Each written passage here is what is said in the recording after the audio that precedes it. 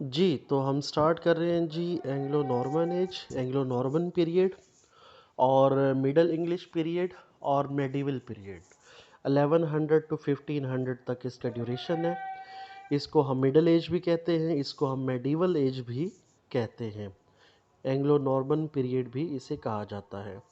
As of चौसर भी किसी हद तक हम इसको कह सकते हैं, एज ऑफ चौसर। देखते हैं इसी एज का इंट्रोडक्शन। सबसे पहले Norman A member of A people of mixed Frankish and Scandinavian origin who settled in Normandy from about 912 AD and became a dominant military power in Western Europe and the Mediterranean in the 11th century। तो Normans क्या थे? ये Frankish और Scandinavian origin से ये आए हुए लोग थे, और जो कि नॉर्मेंडी फ्रांस के अंदर एक इलाका है, वहाँ पे आके ये सेटल हो जाते हैं 912 एडी के अंदर।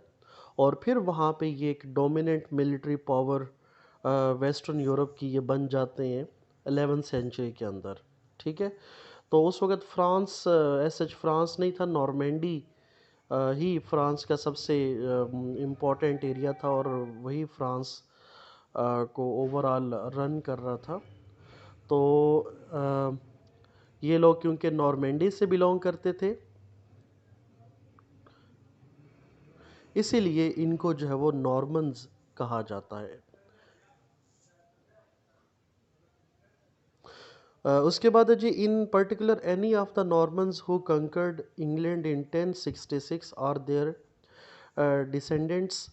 तो उन्हें भी नॉर्मन्स कहा जाता है, कि वो तमाम लोग जिन्होंने इस वॉर के अंदर पार्टिसिपेट किया, जो फ्रेंच पीपल थे, और इस वॉर में इंग्लिश पीपल को डिफीट किया 1066 के अंदर, उनको भी नॉर्मन कहा जाता है। Most of the Saxon nobles had been dispossessed or killed and the population was heavily taxed। तो इस टाइम में क्या हुआ, जब इन्होंने इंग्लिश पीपल को शिकस्त दी, तो जितने भी नोबल्स थे उनको इन्होंने कत्ल कर दिया, और जो यहाँ की पॉपुलेशन थी उन पे बहुत हैवी टैक्सेस लगाए गए। तो फाइनली फ्रांस का कब्ज़ा, नॉर्मन्स का कब्ज़ा इंग्लैंड के ऊपर हो जाता है। The doomsday book was compiled in 1086। तो बड़ी फेमस एक बुक है इस टाइम की, डूम्सडे बुक, जो कि 1086 में लिखी जाती है। Norman institutions and customs such as feudalism are introduced and Anglo Norman French and Latin adopted as the languages of literature, law and government. तो क्योंकि यहाँ पे नॉर्मन फ्रेंच पीपल का कब्ज़ा हो जाता है, तो उन्हीं की कस्टम्स, उन्हीं की ट्रेडिशंस को यहाँ पर इम्प्लीमेंट किया जाता है, जैसे कि फ्यूडल सिस्टम इंग्लैंड में इंट्रोड्यूस करवाया जाता है। और इसके अलावा जो ऑफिशियल लैंग्वेज है वो फ्रेंच बन जाती है, और रिलीजियस लैंग्वेज लैटिन बन जाती है। जिस तरह हमारी रिलीजियस लैंग्वेज अरेबिक है, इसी तरह इंग्लैंड की और या फ्रेंच या जितने भी क्रिश्चियन कंट्रीज़ हैं, उनकी जो रिलीजियस लैंग्वेज है वो लैटिन कंसिडर की जाती है। तो इस तरह यहाँ पे इस टाइम में भी लोगों की जो रिलीजियस लैंग्वेज थी वो लैटिन बन गई, और ऑफिशियल लैंग्वेज फ्रेंच, और जो नेटिव लैंग्वेज थी वो तो डेफिनेटली इंग्लिश लैंग्वेज थी। लेकिन जो ज़्यादातर जो लिटरेचर और जो आर्ट प्रोड्यूस हुआ और लिटरेचर प्रोड्यूस हुआ, वो ज़्यादातर फ्रेंच लैंग्वेज में प्रोड्यूस हुआ। क्योंकि इस टाइम में जितने भी इंग्लैंड के स्टूडेंट्स थे वो एजुकेशन हासिल करने के लिए फ्रांस जाते थे, फ्रांस की यूनिवर्सिटीज़ में जाते थे, फ्रेंच लैंग्वेज में एजुकेशन हासिल करते थे, और इसीलिए फिर उसी में लिटरेचर प्रोड्यूस किया जाता था। लॉ की लैंग्वेज फ्रेंच थी, गवर्नमेंट की लैंग्वेज फ्रेंच थी, इसलिए फ्रेंच इन्फ्लुएंस सोसाइटी के ऊपर ज़्यादा था। Literature in England in this period was not just in English and Latin but in French as well and dwelt in direction set in France। Again वही बात कि जो लिटरेचर लिखा गया वो ज़्यादातर फ्रेंच में था, और उन्हीं स्टाइल्स, उन्हीं वेज में लिखा गया जो स्टाइल्स फ्रेंच राइटर्स अडॉप्ट करते थे, वही स्टाइल यहाँ पे अडॉप्ट किया गया।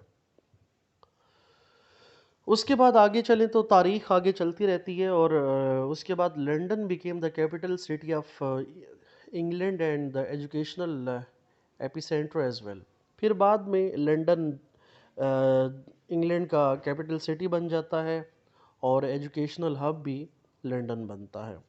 The two main universities Oxford and Cambridge set up in this period respectively 1167 and 1209। तो दो बड़ी फेमस यूनिवर्सिटीज़ ऑक्सफोर्ड और कैम्ब्रिज यूनिवर्सिटीज़, उनकी बुनियाद भी इसी टाइम में रखी जाती है। ऑक्सफोर्ड की बुनियाद 1167 में और कैम्ब्रिज 1209 में उसकी बुनियाद रखी जाती है। और ये उस टाइम में होता है कि जब फ्रेंच पीपल इंग्लिश स्टूडेंट्स का दाखिला फ्रांस में उस पर पाबंदी लगा देते हैं, तो इसलिए फिर यहाँ पे यूनिवर्सिटीज़ जो है वो बनाई जाती हैं। फिर उसके बाद आगे देखें, English writing fully revived in England after 1360। तो काफ़ी अरसे तक English language, English writing suppressed रही ड्यू टू फ्रेंच इन्फ्लुएंस। लेकिन फिर 1360 में जाके इंग्लिश लैंग्वेज इंग्लैंड में फुली रिवाइव हो गई। It flowered in the reign of Richard two 1372 to 1399। और रिचर्ड टू के ज़माने में इंग्लिश लैंग्वेज ज़्यादा फ्लोरिश हुई। It gained a literary stand in London English after 1425। और फिर लंदन इंग्लिश, जिसको स्टैंडर्ड इंग्लिश का दर्जा हासिल हुआ, और वो 1425 में लंदन इंग्लिश को स्टैंडर्ड इंग्लिश का दर्जा मिला। और फिर इस टाइम तक इंग्लिश लैंग्वेज काफ़ी हद तक इंग्लैंड के अंदर डोमिनेंट हो चुकी थी, एक स्टैंडर्ड लैंग्वेज बन चुकी थी। तो इसको टाइम लगा, ख़ास तौर पे जो फ्रेंच हैं, फ्रेंच पीपल की वजह से काफ़ी सेटबैक मिला। लेकिन उसके बाद फिर इसका जो ग्रूमिंग का प्रोसेस है वो आगे मज़ीद चलता रहा। French was finally rejected from the tag of official language in 1415, when King Henry V affirmed English domination in England. तो इससे पहले काफ़ी टाइम पहले फ्रेंच पीपल यहाँ से जा चुके थे, 100 years वॉर लड़ी जा रही थी। और लेकिन उसके बावजूद भी जो फ्रेंच थी वो ऑफिशियल लैंग्वेज थी। जैसे यहाँ पर सब कॉन्टिनेंट में इंग्लिश पीपल आए, उनके जाने के बाद भी अभी आज भी इंग्लिश लैंग्वेज जो है वो ऑफिशियल लैंग्वेज है हमारी। तो इस तरह फ्रेंच लैंग्वेज काफ़ी अरसे तक वहाँ पे ऑफिशियल लैंग्वेज रही। लेकिन फिर हेनरी 5 ने जो फ्रेंच लैंग्वेज से ऑफिशियल लैंग्वेज का जो टैग था वो 1415 में ख़त्म किया और इंग्लिश को ऑफिशियल लैंग्वेज डिक्लेयर किया गया। तो उसके बाद फिर यहाँ से इंग्लिश लैंग्वेज को मज़ीद जो वो बूस्टअप मिलता है। और उसके बाद फिर एक और बूस्टअप मिलता है, और वो था the arrival of printing press की शक्ल में। प्रिंटिंग प्रेस इंग्लैंड में इंट्रोड्यूस होती है। प्रिंटिंग प्रेस सबसे पहले तो जर्मनी में प्रिंटिंग प्रेस बनती है, लेकिन विलियम कैक्सटन जिनका ड्यूरेशन है 1422 टू 1491, वो प्रिंटिंग प्रेस इंग्लैंड में इंट्रोड्यूस करवाते हैं। सेट अप ए प्रेस नियर वेस्टमिनिस्टर एबे इन 1476, और 1476 में वो एक प्रिंटिंग प्रेस वेस्टमिनिस्टर एबे में इंस्टॉल करते हैं। ही प्रिंटेड 80 बुक्स। उस पहली जो प्रिंटिंग प्रेस से फिर 80 बुक्स पब्लिश होती हैं।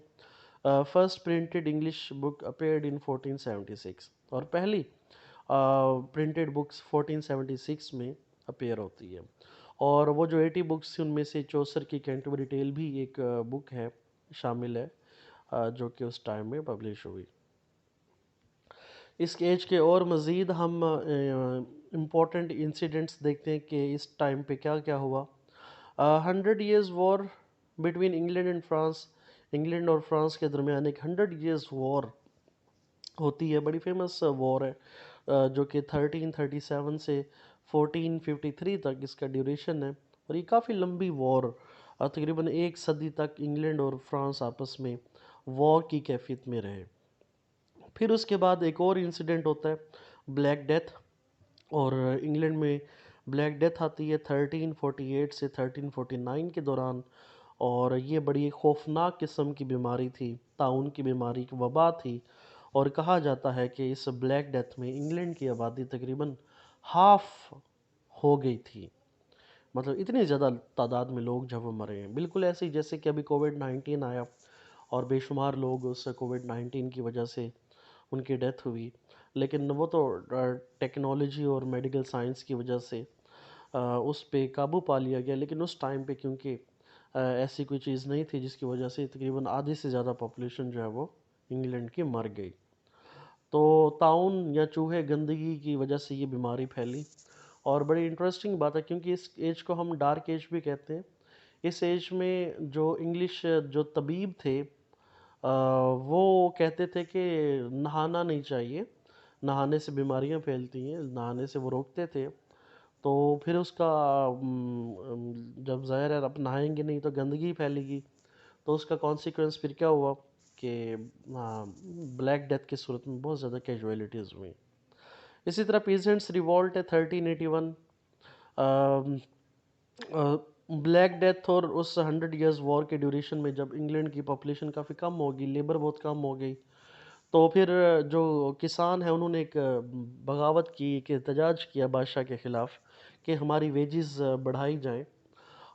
तो बादशाह को क्योंकि सिचुएशन काफ़ी पुअर थी और मैन पावर की कमी थी, तो बादशाह को उनकी जो डिमांड्स हैं वो फाइनली पूरी करनी पड़ी। और इसी तरह एक और इंसिडेंट होता है जी 100 ईयर्स वॉर के बाद, वॉर ऑफ रोजेस 1455 टू 1485। ये वॉर 100 ईयर्स वॉर कोई कंट्रीज़ के दरमियान वॉर नहीं थी, बल्कि ये वॉर दो फैमिलीज, रॉयल फैमिलीज़ के दौरान के दरमियान थी। और जिसका बेसिक जो मकसद था वो पावर हासिल करना था। तो 100 ये जो वॉर ऑफ रोजेज है, फिर ये इसको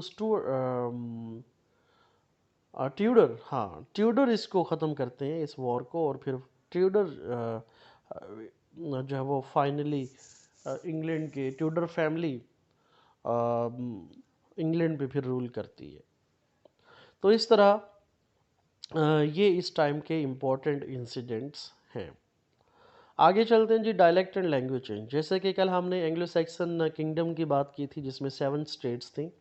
तो हर स्टेट में मतलब एक अलग डायलेक्ट बोला जाता था। जैसे कि यहाँ पे आप इस मैप में देखते हैं, इंग्लिश का कोई एक डायलेक्ट नहीं था बल्कि बेशुमार डायलेक्ट थे। जैसे कि नॉर्थ एम्ब्रियन है, ईस्ट एंग्लिकन है, कैंटिश है, वेस्ट सेक्सन है, वेस्ट एंग्लिकन। तो ये बड़े मेन डायलेक्ट थे जो कि उस वक्त चल रहे थे। और इस एज से ये क्वेश्चन भी आता है कि अमूमन के चौसर का जो डायलेक्ट है वो कौन सा डायलेक्ट था। तो कोई बताएगा चौसर ने कौन से डायलेक्ट के अंदर कैंटरबरी टेल लिखी।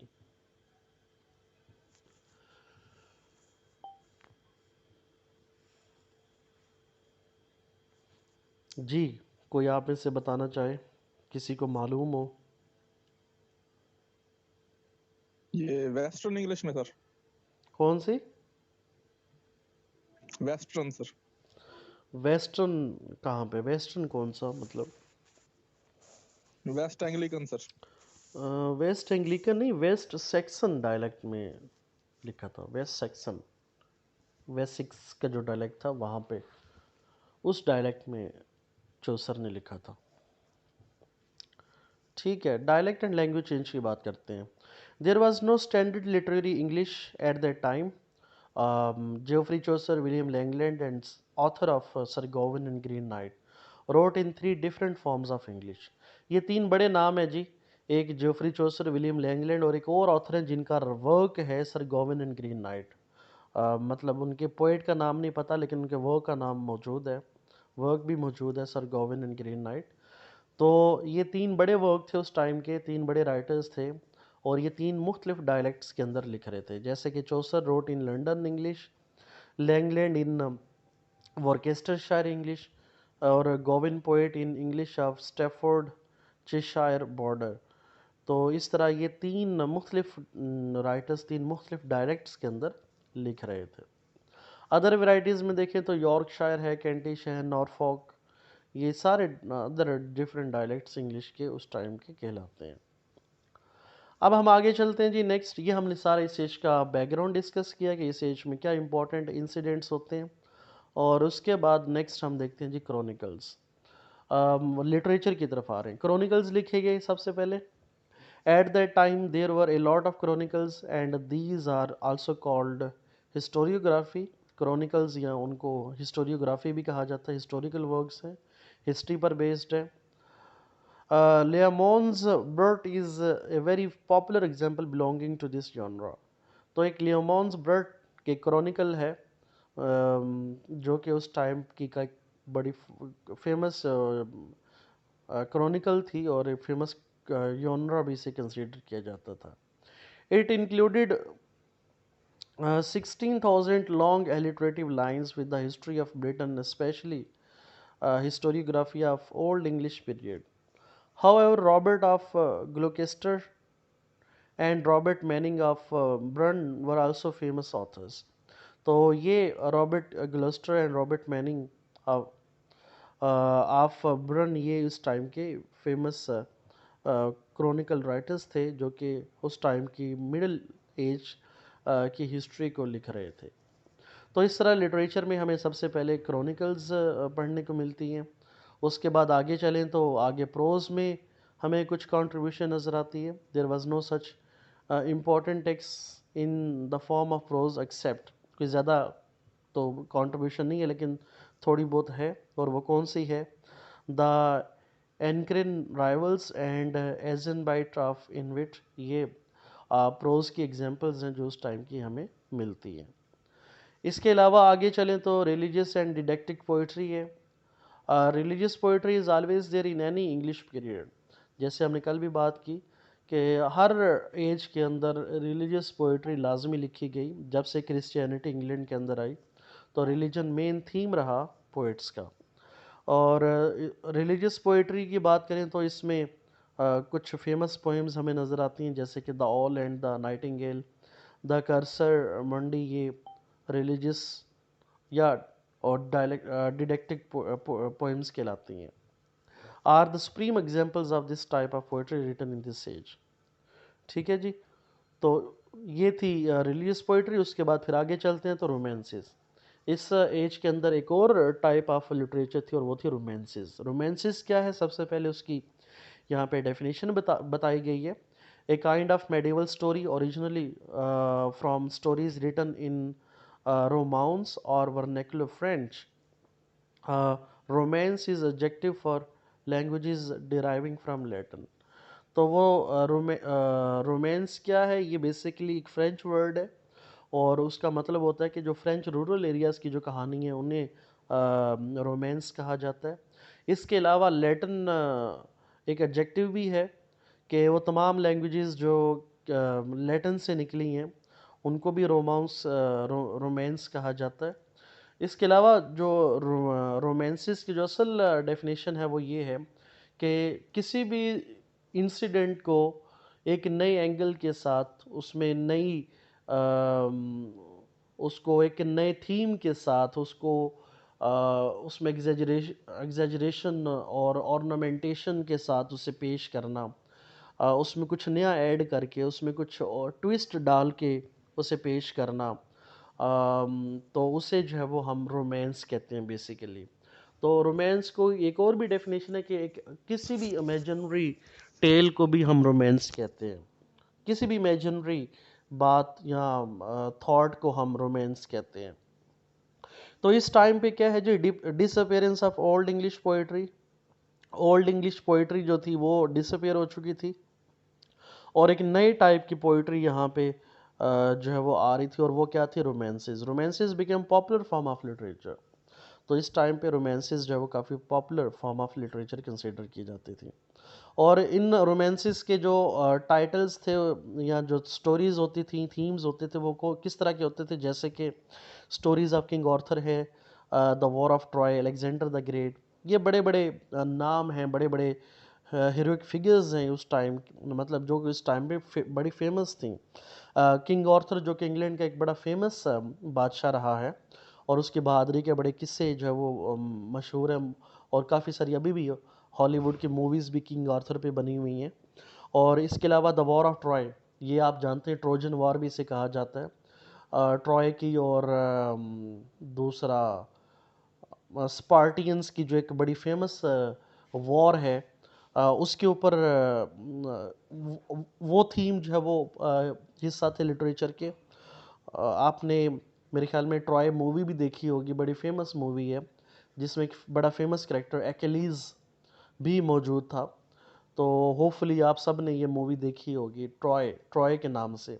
अगर आपने नहीं देखी तो आपको जैसे टाइम मिले आपने इस मूवी को लाजमी देखना है। और बेसिकली इसमें जो वो ट्रॉय की जो वॉर है वो हेलन की वजह से होती है। हेलन जो कि एक तारीख का बड़ा इंग्लिश लिटरेचर के अंदर बड़ा फेमस एक करेक्टर है, और है तो ये ग्रीक करेक्टर, लेकिन इंग्लिश लिटरेचर में इसको बड़ा आइडियलाइज किया गया। तो अगर आपने इसको नहीं देखा तो कोशिश करेंगे कि वॉर ऑफ ट्रॉय को, उसकी पूरी हिस्ट्री, उसका बैकग्राउंड आप लाजमी जो है वो देख लेंगे। अलेक्जेंडर द ग्रेट, जिसे हम सिकंदर आज़म कहते हैं, और जिसने आधी दुनिया को फ़तह किया था, और उसकी बहादुरी के जो किस्से हैं वो बड़े फेमस थे। तो इस तरह king Arthur, war of Troy और अलेक्जेंडर द ग्रेट, इनकी स्टोरीज़ को रोमांसेस के अंदर यूज़ किया गया। रोमांसेस की बात करें तो it can be divided into three major categories. Three categories हैं जी।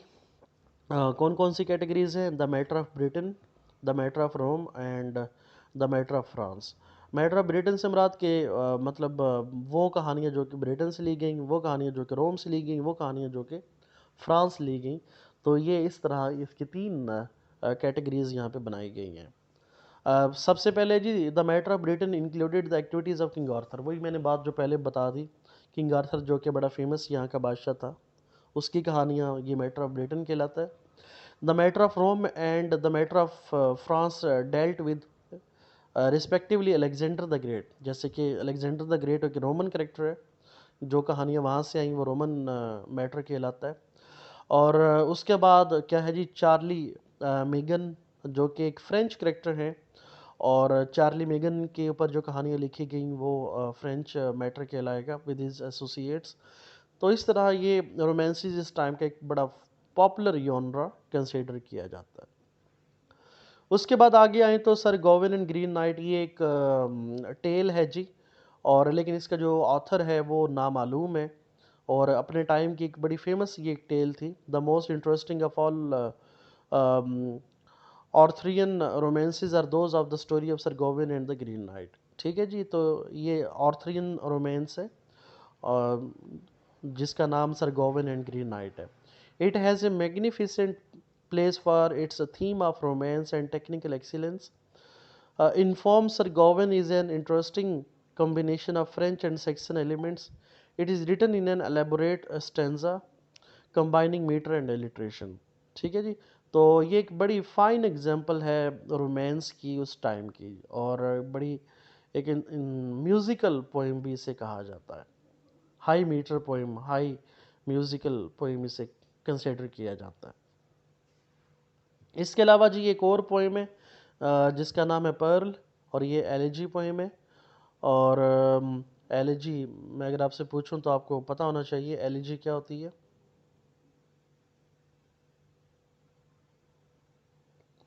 हाँ जी, व्हाट इज एलिजी? किसी की मौत पे लिखी हुई सर, मॉर्निंग वगैरह। हाँ जी, किसी की डेथ को मॉर्न Mourning करने के poem. लिए, हाँ जी एग्जैक्टली, किसी की डेथ को मॉर्न करने के लिए जो पोइम लिखी, जो उसे एलिजी पोइम कहा जाता है। The Pearl is an intensely human and realistic picture of a father's grief for his little daughter Margaret. It is the saddest of all our early poems. It was written in the late 14th century. तो ये एक बेटी, एक बाप जिसकी बेटी का नाम मार्गरेट था, उसकी डेथ हो जाती है, तो उसकी मौत के ऊपर ये पर्ल एक पोएम जो है वो उस टाइम में लिखी गई 14th सेंचुरी के अंदर। तो ये भी उस टाइम की एक रोमांस की एक सुप्रीम एग्जांपल कंसिडर किया जाता है इसे। उसके बाद आगे चलें तो रोमांसिस के बाद हैं जी plays, the miracle and morality plays. दो तरह के प्लेस थे, miracle and morality. Miracle plays को मिस्ट्री प्लेस भी कहा जाता है। और मिरेकल प्लेस कौन से प्लेस हैं? ऐसे प्लेस जिनकी कहानियाँ बाइबल से ली जाएं, बिब्लिकल स्टोरीज, उनको हम मिरेकल प्लेस जो वो कहते हैं। जैसे कि किस तरह की कहानी है? Creation of man, fall and banishment from the garden of Eden etcetera. जैसे कि वो आप पैराडाइज लॉस्ट में जो कहानी है सारी, आदम की तख्लीक, उसके बाद जन्नत में क्या, उसके बाद फिर उसे जन्नत से कैसे निकाला गया, सैटन का उसमें क्या रोल है, वो इस तरह की जो, क्योंकि बाइबल के अंदर भी बेशुमार जो वो स्टोरीज़ हैं तो उन स्टोरीज़ पर जो ड्रामास लिखे गए बनाए गए उनको मिरेकल प्लेस कहा जाता है। उसके बाद हैं जी मोरालिटी प्लेस जैसे कि struggle between powers of good and evil, तो इनको हम मोरालिटी प्लेस कहते हैं। जैसे कि डॉक्टर फास्टस है, वो तो बाद में खैर लिखा गया, वो भी एक मोरालिटी प्ले है। लेकिन इस तरह के थीम पे जिसमें इवल और बैड इन और इनकी आपस में जो सॉरी गुड एंड इवल की आपस में जो एक फाइट है, जो एक स्ट्रगल है वो शो की जाती है, उसे हम मोरालिटी प्ले कहते हैं। तो इस टाइम पे ये मिरेकल एंड मोरालिटी प्लेस लिखे गए। उसके बाद आए तो मेजर पोएट्री में आए, तो मेजर पोएट्री में हमें जी कौन नज़र आते हैं जी, हमें तीन पोइट्स नज़र आते हैं। सबसे पहले हैं जी विलियम लैंगलैंड। विलियम लैंगलैंड अपने टाइम के एक बड़े पोएट हैं, बड़े पोएट्स में इनको इंक्लूड किया जाता है। He is a citric poet, और इनका एक ही वर्क है जो कि बहुत पॉपुलर है, और वो है a vision of Piers the Ploughman. ठीक है जी। उसके बाद फिर जॉन गोवर हैं जो कि एक मॉरलिस्ट है, और ये भी अपने टाइम के फेमस पोइट हैं, और इनका जो वर्क है उसे हम कहते हैं कन्फेशन अमेंटिस्ट। तो इस तरह विलियम लैंगलैंड एंड जॉन गोवर ये इस टाइम के मेजर पोइट हैं बिफोर चोसर, चोसर से पहले।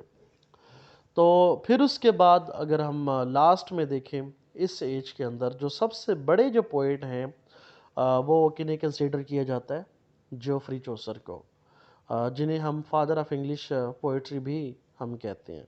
ठीक है। तो चौसर इनका ड्यूरेशन क्या है जी, 1340 से 1400 तक ये इनका ड्यूरेशन है। He was born in London, his father was wine merchant.